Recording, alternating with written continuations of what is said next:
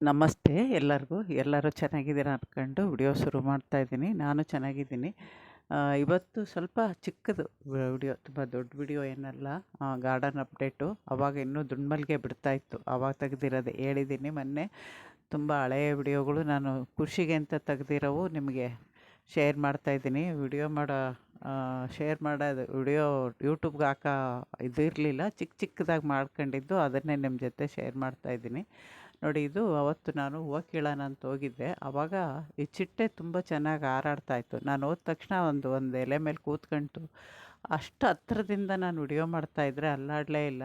ಈ ಥರ ಚಿಟ್ಟೆಗಳು ನಮ್ಮ ಗಾರ್ಡನಲ್ಲಿ ಹಾರಾಡ್ತಾಯಿದ್ರೆ ನಾವು ತರಕಾರಿ ಪಾಲಿನೇಷನ್ ಮಾಡೋ ಅವಶ್ಯಕತೆ ಇರಲ್ಲ, ಅವೇ ಪಾಲಿನೇಷನ್ ಆಗುತ್ತೆ. ನೋಡಿ, ದುಂಡ್ಮಲ್ಗೆ ಇದು ಕಟಿಂಗಿಂದ ಬಂದು ನಾನು ಕಟಿಂಗ್ ಇಟ್ಟಿದ್ದು ವಿಡಿಯೋ ಮಾಡಿದ್ದೆ. ಕಟಿಂಗ್ ಚಿಗುರಿದ ಮೇಲೆ ಅದನ್ನು ರೀಪಾಟ್ ಮಾಡೋದು ಕೂಡ ವಿಡಿಯೋ ಮಾಡಿದ್ದೀನಿ, ಹಳೆಯ ವಿಡಿಯೋ. ಇವಾಗ ಸ್ವಲ್ಪ ಚೆನ್ನಾಗಿದೆ. ಬರೋ ವರ್ಷ ಸ್ವಲ್ಪ ದೊಡ್ಡದಾಗ್ಬೋದು. ಅದ್ರ ಮದರ್ ಪ್ಲ್ಯಾಂಟ್ ತುಂಬ ಡಲ್ಲಿದೆ.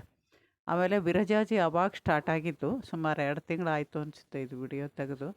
ಅಲ್ಲ, 2 ತಿಂಗಳಲ್ಲ, ಸಾರಿ, 20 ದಿನದ ಮೇಲಾಯಿತು. ಆವಾಗಿಂದ ಇವತ್ತಿನವರೆಗೂ ಇನ್ನೂ ಈಗಲೂ ಬಿಡ್ತಾ ಇದ್ದಾವೆ. ಇವು ಮಾತ್ರ ಕಮ್ಮಿ ಆಗೋದು. ಮಲ್ಲಿಗೆ ಇವೆಲ್ಲ ಕಮ್ಮಿ ಆಗಿದ್ವು. ವಿರಜಾಜಿ ಇನ್ನೂ ನಡೀತಾ ಇದೆ. ಜಾಜಿ ಅಲ್ಲೊಂದು ಇಲ್ಲೊಂದು ಅರಳ್ತಾ ಇದೆ. ಅವು ಮುಂದೆ ನಾನು ಚಿಕ್ಕ ವಿಡಿಯೋ ಮಾಡಿದ್ದೀನಲ್ವ, ಅವನ್ನೆಲ್ಲ ಸ್ವಲ್ಪ ಎಡಿಟ್ ಮಾಡಿ ಸ್ವಲ್ಪ 4 ನಿಮಿಷ 5 ನಿಮಿಷ ಬರೋಂಗೆ ಮಾಡಿಬಿಟ್ಟು ನಿಮ್ಗೆ ಹಾಕೋಣ ಅಂತ ಅಂದ್ಕೊಂಡಿದ್ದೀನಿ. ಮೊದಲ ಥರನೇ ನನಗೆ ಸಹಕಾರ ಮಾಡ್ತೀರಾ ಅಂತ ಅಂದ್ಕೊಂಡು ಚಿಕ್ಕ ವಿಡಿಯೋಗಳು ಹಾಕ್ತಾಯಿದ್ದೀನಿ. ಸ್ವಲ್ಪ ನಾನು ಸುಧಾರಿಸ್ಕೊಂಡು ಅಥವಾ ಗಾರ್ಡನ್ನು ಹೋಗಿ ಸ್ವಲ್ಪ ಕೆಲಸ ಮಾಡೋಂಗೆ ಆದಮೇಲೆ, ಇವಾಗ ಸದ್ಯಕ್ಕೆ ಮಳೆಗಾಲ ಬೇರೆ ಬರ್ತಾಯಿದೆ, ಜಾಸ್ತಿ ಕೆಲಸ ಇರಲ್ಲ. ಆ ಥರ ಆದಾಗ ಸ್ವಲ್ಪ ಲಾಂಗ್ ವಿಡಿಯೋ ಬರುತ್ತೆ. ಇವಾಗ ಸದ್ಯಕ್ಕೆ ವಾರಕ್ಕೊಂದು ಅಥವಾ 2 ನನ್ನ ಕೈಲಿ ಎಷ್ಟಾಗುತ್ತೋ ಅಷ್ಟು ಮಾಡ್ತಾಯಿರ್ತೀನಿ. ನೋಡಿ ಖುಷಿ ಪಡ್ತೀರಾ ಅಂತಲೇ ನಾನು ನೋಡ್ತೀನಿ. ಇದು ನೋಡಿ, ರಾಯಚೂರಿಂದ ತಂದಿಟ್ಟಿದ್ದೆ ಕಟಿಂಗ್. 5-6 ಕಟಿಂಗ್ ಇಟ್ಟರೆ ಕೊನೆಗೆ 2 ಬಂದಿತ್ತು. 2 ರೀಪಾರ್ಟ್ ಮಾಡಿದ್ದಕ್ಕೆ 1 ಉಳ್ಕೊಂಡಿದೆ. ಈ ಥರ ನಾವು ಜಾಸ್ತಿ ಕಟಿಂಗ್ ಇಟ್ಟಾಗ ಒಂದಾದರೂ ನಮಗೆ ದಕ್ಕುತ್ತೆ. ಯಾವುದೇ ಕಟಿಂಗ್ ಆಗಲಿ, ಮಲ್ಲಿಗೆ ಹೂವು ಅಥವಾ ರೋಜಾ ಹೂವು, ದಾಸವಾಳ, ಯಾವುದಾದ್ರೂ ಸರಿ. ಇವಾಗ ಮಳೆಗಾಲದಲ್ಲಿ ನೀವು ಯಾವ ಕಟಿಂಗ್ ಬೇಕಾದ್ರೂ ಇಟ್ಕೊಂಡು ಕಾಪಾಡ್ಕೋಬೋದು, ಬರುತ್ತೆ.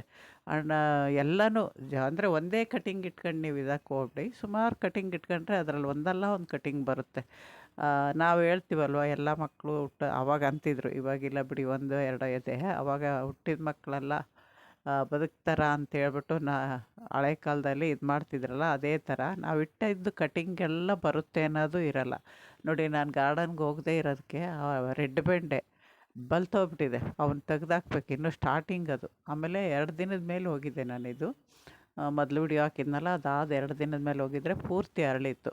ಶಂಖಪುಷ್ಪದ ಗಿಡ ನಾನು ಉದ್ದಕ್ಕೂ ನಾಟಿ ಮಾಡಿದ್ನಲ್ವ, ಬೇರೆ ಅದರಲ್ಲಿ ವೈಟ್ ಮಾತ್ರ ಸಿಂಗಲ್ ಪೆಟಲ್ ಅರಳಿತ್ತು ಅವತ್ತು ನಾನು ಹೋದಾಗ. ಇದೂ ಅಷ್ಟೇ, 2 ಹೂವು ಅರಳಿತ್ತು. ನಾಳೆಗೆ ಒಂದು ಮೊಗ್ಗು ರೆಡಿ ಇದೆ. ಇದು ಅಷ್ಟೇ, ಒಂದು ವಾರ ಬಿಟ್ಟಾದಮೇಲೆ ಎಲ್ಲ ಕಡೆ ಒಂದು ವಾರ ಸುಧಾರಿಸ್ಕೊಂಡು ಮತ್ತೆ ಮೊಗ್ಗು ಇದಾಗುತ್ತೆ. ಮಳೆಗಾಲದಲ್ಲೂ ಹೂವು ಬಿಡುತ್ತೆ. ಸುಮಾರು ದಾಸವಾಳ ವರ್ಷ ಪೂರ್ತಿ ಬಿಡುತ್ತೆ. ಯಾವಾಗ ಹೂವು ಕಮ್ಮಿ ಆಗುತ್ತೆ ಅಂದರೆ ಡಿಸೆಂಬರಿಂದ ಕಮ್ಮಿ ಆಗುತ್ತೆ. ಡಿಸೆಂಬರು,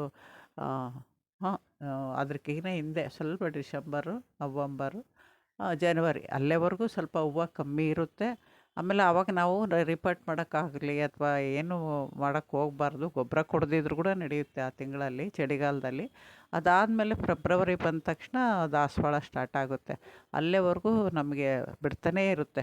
ಸುಮಾರು 3 ತಿಂಗಳು ಅಷ್ಟೇ ಬಿಡೋದು. ಆಮೇಲೆ ಇಲ್ಲಿ ನೋಡಿ, ಅವತ್ತು ನೋಡಿಸಿದ್ನಲ್ಲ, ಹತ್ರದಿಂದ ತೆಗೆದು ತೋರಿಸ್ತಾ ಇದ್ದೀನಿ. 5 ಮೊಗ್ಗು ಬಿಟ್ಟಿತ್ತು, ಅದರಲ್ಲಿ 3 ಮೊಗ್ಗು ಉದುರೋಯ್ತು. ಹೊಸ್ದಾಗಿ ಫಸ್ಟೇ ಸರಿ ಬಿಟ್ಟಿರೋದಲ್ವ. ಸ್ಟಾರ್ಟಿಂಗ್ ಯಾವುದೇ ಹಣ್ಣಿನ ಗಿಡ ಆಗಲಿ, ಸ್ವಲ್ಪ ಫಸ್ಟ್ ಸ್ಟಾರ್ಟಿಂಗ್ ಬಿಟ್ಟಾಗ ಎಲ್ಲನೂ ಹಣ್ಣಾಗುತ್ತೆ ಅಂತ ಹೇಳೋಕ್ಕಾಗಲ್ಲ. ಇದರಲ್ಲೂ 5 ಇದೆ. ಇದರಲ್ಲಿ ಎಷ್ಟು ಉಳ್ಕೊಳ್ಳುತ್ತೋ ಗೊತ್ತಿಲ್ಲ, ನೋಡ್ತೀನಿ ಮುಂದೆ. ನಾನು ತೆಗ್ದಿದ್ರಿಗಿನ ಅಥವಾ ಅದ್ರ ವಿಡಿಯೋ ಮಾಡಿದರೆ ಅವನ್ನ ನಿಮ್ಮ ಜೊತೆ ಶೇರ್ ಮಾಡ್ತೀನಿ.